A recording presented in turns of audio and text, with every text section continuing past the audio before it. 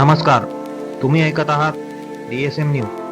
मी आहे तुमच्यासोबत एडिटर असलम शेख आणि ही बातमी आहे किल्ले धारूर नगर परिषदेतून, जिथे आज राजकीय दृष्ट्या अत्यंत महत्त्वाच्या स्थायी समिती आणि विविध विषय समितींच्या सभापती पदांच्या निवडी पार पडल्या. किल्ले धारूर नगर परिषदेच्या स्थायी समितीच्या सभापती पदी राष्ट्रीय काँग्रेस पार्टी अजित पवार गटाचे नगराध्यक्ष बालासाहेब रामराव जाधव यांची निवड करण्यात आली. त्याचबरोबर स्थायी समिती सदस्यपदी राष्ट्रवादी काँग्रेस पार्टी अजित पवार गटाच्या नगरसेवक आवेश भाई कुरेशी यांची निवड जाहीर करण्यात आली.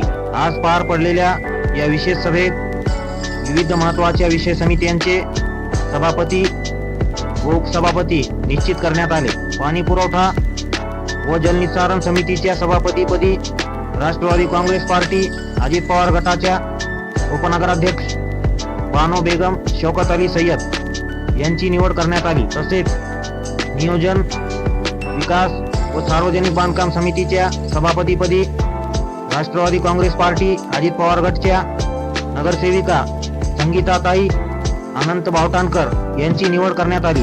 महिला व बाल कल्याण समितीच्या सभापतीपदी राष्ट्रवादी काँग्रेस पार्टी अजित पवार गटच्या नगरसेविका अश्विनीताई प्रवीण गायके यांची निवड करण्यात आली. तर महिला व बाल कल्याण समितीच्या उपसभापतीपदी राष्ट्रवादी काँग्रेस पार्टी अजित पवार गटच्या नगरसेविका आकांक्षा संजय फावडे यांची निवड करण्यात आली. दरम्यान सार्वजनिक स्वच्छता, आरोग्य, शिक्षण आणि सार्वजनिक दिवाबत्ती समितीच्या सभापतीपदी राष्ट्रवादी काँग्रेस पार्टी शरद पवार गटाचे नगरसेवक अक्रम खयूम जरगर यांची निवड करण्यात आली आहे.